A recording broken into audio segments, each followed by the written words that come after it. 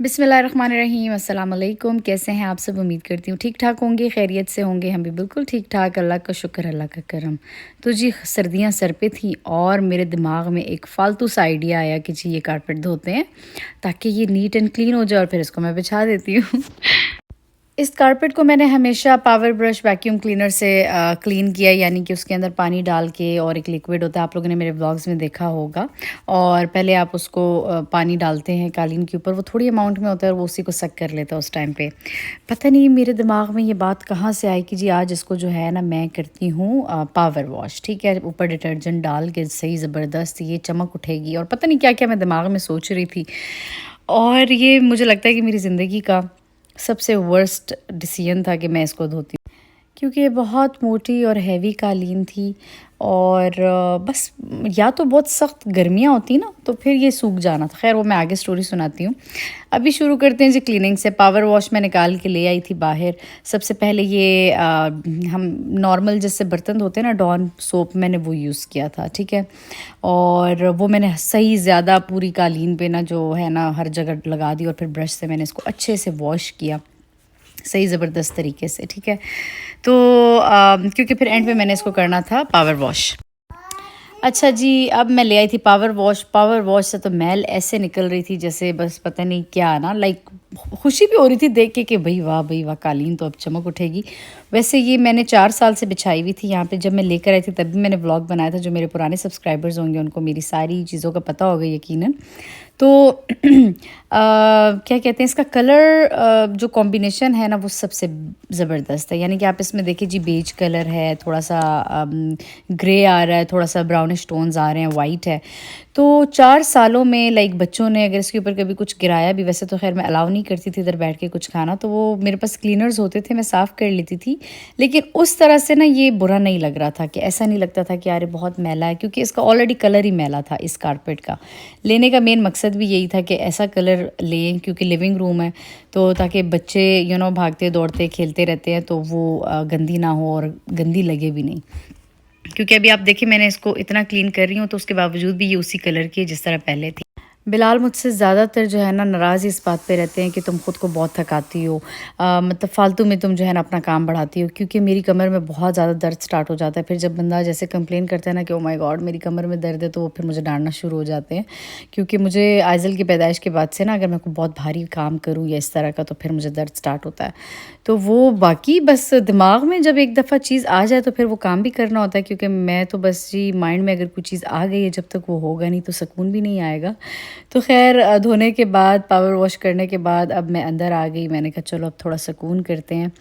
बड़ा काम मैंने कर दिया। डेक भी मैंने छोड़ दी थी, और कुछ दिन मैंने देखा था कि वेदर अच्छा था, क्योंकि 1 हफ़्ते बाद से फिर बारिशें स्टार्ट होने वाली थी, तो मैंने कहा चलो सूख जाएगा इंशाल्लाह। ऊंचा सा बोलो। वो कौन आया? पापा आया।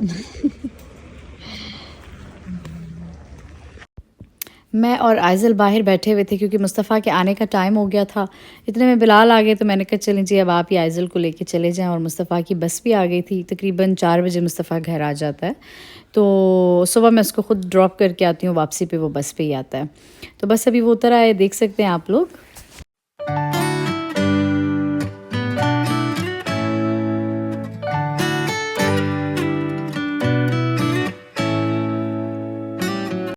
खैर फिर होना था मैंने तैयार, और ये सूट मैंने निकाला था पार्टी पे जाने के लिए। आज मेरी फ्रेंड ने एक पार्टी रखी थी, मतलब पार्टी इन सेंस कि चलो जी सारी दोस्तें मिलती हैं, थोड़ी गपशप लग जाएगी और टाइम अच्छा स्पेंड हो जाएगा। तो बच्चों को मैंने छोड़ा था बिलाल के पास। मैंने कहा आज आप इनको लेके जाएं जंपिंग पे, ठीक है, और मैं थोड़ा इन्जॉय करूँगी फ्रेंड्स के साथ। तो ये सूट मैंने निकाला था मुकेश का, ये मेरी बहन ने बनवाया था। बड़े आइडियाज़ अम्मा को दे के कि अम्मी इस तरह मुकेश का सूट बना के दें, ये लेस लगाएं, ये करें, मतलब प्रॉपर उसने स्केच बनाया। अम्मी ने सेम वैसा बनवा दिया, और आई डोंट नो क्या रीज़न थी उसको पसंद नहीं आया। और फिर मैं उसने मेरी दूसरी बहन को दिया, वो ख़ुद ऑस्ट्रेलिया चली गई, मैं पाकिस्तान गई, मुझे अच्छा लगा, मैं इधर ले आई। इस ड्रेस की ये कहानी है। तैयार श्यार होके मैं पार्टी पे चली गई, और खाने का मेन्यू बहुत ही मज़े का था। मतलब जो चीज़ें लड़कियों को पसंद होती हैं ना, बन कबाब और क्या कहते हैं पास्ता और लज़ानिया और इस तरह की सारी चीज़ें, ठीक है। तो मैंने कहा तुमने सही सोच के आज मेन्यू रखा है, क्योंकि आदमी नहीं इंक्लूडेड थे, क्योंकि आदमी आपको पता है मोस्टली रोटी सालन और देसी फूड पसंद करते हैं।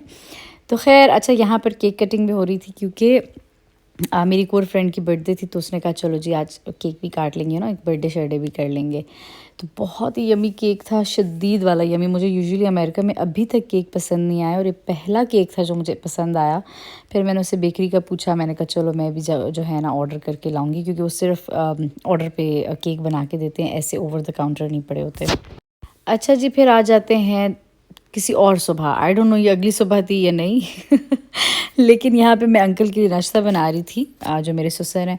तो मैंने अंडे के अंदर थोड़े मसाले वगैरह ऐड किए, जैसे ज़ीरा हो गया, लाल मिर्च, नमक, काली मिर्च वगैरह, और थोड़ा सा चाट मसाला भी। ठीक है, आज मैंने कहा ज़रा डिफरेंट तरीके से, एक दफ़ा मैंने यूट्यूब पे कोई वीडियो देखी थी, तो मैंने कहा पराठा बनाते हैं। तो फ्रोज़न पराठा घर में पड़ा हुआ था, लच्छेदार जो होता है, और अंडे में मैंने थोड़ा धनिया भी ऐड कर दिया। ठीक है, तो इसके ऊपर मैंने इस तरह से डाल दिया अंडा, और उन्होंने खैर जो मैंने वीडियो देखी थी उसी टाइम ही लच्छेदार पराठा डाल बना के और अंडा बनाया था। पर मैंने इसके साथ इस तरह चिपका दी और बड़े मज़े से ना मैंने बनाया, और अंकल को बहुत पसंद आया। मतलब वाकई उन्होंने पूरा का पूरा खा लिया। वैसे वो इतना पूरा अंडा खाते नहीं हैं, बट उनके वो क्योंकि रोटी का क्रंच था अंडे के साथ, तो वो बड़ा मज़े का लग रहा था। खैर फिर आ जाते हैं जी दोबारा 2 हफ्ते बाद। 2 हफ्ते बाद अल्लाह अल्लाह करके ये कालीन सूखी, लिटरली 2 हफ्ते लगाए इसने सूखने में। तो ये रग बहुत ही अच्छी लग रही थी क्योंकि नीट एंड क्लीन हो गई थी। लेकिन इसकी एक चीज़ ये कि मोटी बहुत ज़्यादा है, चलने में तो बहुत मज़ा आता है, लेकिन जब आप वैक्यूम मारते हैं ना, तो मेरा एक वैक्यूम ऑलरेडी इसने जला दिया, क्योंकि वो बहुत ज़ोर पड़ता है वैक्यूम पे। ठीक है, और इंसान लिटरली थक जाता है। बिलाल माशाल्लाह आदमी थोड़े हैवी होते हैं, उनमें ज़ोर ज़्यादा होता है, तो बिलाल जब कभी कभी मेरी हेल्प करते हैं, तो वो मुझे ये कहते थे कि यार इसको मैं करके ना मुझे सांस चढ़ जाता है, तो तुम कैसे कर लेती हो। तो मैंने कहा देख लें, फिर इतना अरसा मैंने निकाल लिए तो फिर उन्होंने मुझे आइडिया दिया कि यहाँ के लिए पतली रग ले लो, कि वॉश करना भी इजी हो, जैसे बच्चे हैं चीज़ें वगैरह गिरा देते हैं, और दूसरा ये कि हम वैक्यूम भी इजीली कर सकें। मैंने कहा चलें ये भी अच्छा है। खैर फिर मैंने सर्चें वगैरह शुरू कर दी कि कहाँ पर कौन सी जगह पे मुझे इतना बड़ा साइज़ मिलेगा, क्योंकि ये जो अभी पुरानी वाली थी 13x8 थी। ठीक है, यानी 13 फीट लॉन्ग और 8 फीट वाइड थी। तो मुझे इतनी ही बड़ी चाहिए थी, मतलब मुझे छोटी पीसेस नहीं चाहिए थे। तो हर जगह 8x10 तो बहुत इजीली अवेलेबल था। खैर मैंने फिर ऑनलाइन लोज़ और होम डिपो और मेनार्ड वगैरह पे देखना शुरू किया, क्योंकि जो सराउंडिंग में थे और जहाँ पे पिकअप अवेलेबल था, क्योंकि मुझे था कि मैं जाके देख कर आऊँ। तो मुझे नज़र आई कि जी मेनार्ड पे एक I think 9x12 feet, yes, ये अवेलेबल थी, और ये मुझे बहुत अच्छी लग रही थी अपने हॉल के साइज़ के हिसाब से। तो बस ये फिर मैं गई ख़रीद लिया। बिलाल के साथ पहले 1-2 दिन मैंने हंटिंग की, डिफरेंट स्टोर्स पे भी हम गए, और हमने एक दिन पहले ये पसंद की। तो फिर अगले दिन मैं आ गई, मैंने कहा चलो मैं जाऊंगी ख़रीद के ले आऊँगी। ठीक है, तो बस उन्होंने इस तरह से गाड़ी में एक तरफ मैंने सीट्स लिटा दी थी, तो लंबा लंबा करके आ गया था, नहीं तो मुझे फिर खान का ट्रक लाना पड़ता। खैर अल्हम्दुलिल्लाह शुक्र है हो गया था। तो रास्ते में जी फॉल के ट्री कलर्स आप देख सकते हैं, बड़ा खूबसूरती से चेंज हो रहा था, क्योंकि अक्टूबर में मैंने ली थी लाइक लास्ट मंथ, तो तब बड़ा ही ज़बरदस्त मौसम था, यानी कि ट्रीज़ बड़े खूबसूरत और सारे कलर्स चेंज कर रहे थे, पत्ते गिरना एंड ऑल दैट। तो वो बड़ा हसीन मंज़र लग रहा था।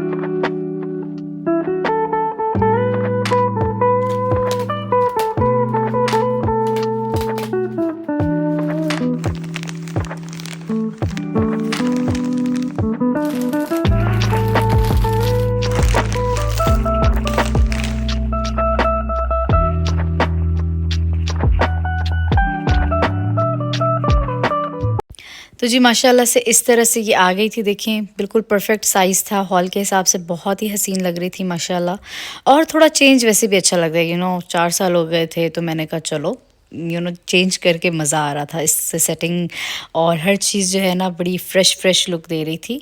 तो आप लोग बताइएगा कि आप लोगों को कैसे लगा, नीचे कमेंट करके ज़रूर बताना है। ठीक है, अभी और भी मैंने चेंजिंग करनी है इंशाल्लाह इस हॉल के साथ, वो आप लोगों के साथ नेक्स्ट व्लॉग्स में शेयर करूँगी। कुछ चीज़ें मैंने ऑर्डर की हुई हैं, बस वो मेरा पार्सल आ जाए तो देन इस हॉल की लुक चेंज होने वाली है इंशाल्लाह। तो ख़ैर अब मैं आपको दिखाती हूँ कि वो पुरानी वाली रग मैंने कहाँ बिछा दी थी। ये मैंने यहाँ पे बिछा दी थी। मैंने कहा ये गेस्ट एरिया है, यहाँ पे बहुत कम हमारा बैठना होता है, तब जब कोई मेहमान आते हैं, अदरवाइज़ बिल्कुल हम ये वाला हॉल यूज़ नहीं करते। तो बस यहाँ पे मैंने पहले 2 इस तरह के मेहरून रग्स पड़े हुए थे, सेंटर पीसेस जो हैं वो एक मैंने बिछा दिया और दरमियान में लॉन्ग सा ये पीस मैंने बिछा दिया था। तो बड़ा अच्छा लग रहा था माशाल्लाह से। तो जी ये इधर आ गया, ठीक है, मैंने कहा ये भी दिखा दूँ आप लोगों को। तो आप लोग बताइएगा कि आज का व्लॉग कैसा लगा। यहाँ पर एक और चीज़ बता दूँ कि आइज़ल का यहाँ पे बेंच पड़ा होता है मुस्तफ़ा का, जिस पे लोग बैठते हैं और काम वगैरह कर रहे होते हैं। टॉयज़ इनके यहाँ पड़े होते हैं, क्योंकि रियलिटी ऐसी ही होती है लाइफ में। वो तो जब व्लॉग बनाना हो या इंस्टाग्राम रील बनानी हो तो सारी सफाई ज़रा डीप हो जाती है। तो खैर अभी बच्चे थे भी नहीं, या मुस्तफ़ा स्कूल था, आइज़ल सोई हुई थी, तो तभी हर चीज़ बड़ी साफ़ साफ़ लग रही थी। और वरना इधर सारे टॉयज़ बिखरे हुए होते हैं, ठीक है। तो खैर उम्मीद करती हूँ आपको आज का व्लॉग पसंद आया होगा। फिर आऊँगी एक और अच्छे से व्लॉग के साथ। अपना ख्याल रखना है जी, दुआ में याद रखना है। अल्लाह हाफ़िज़।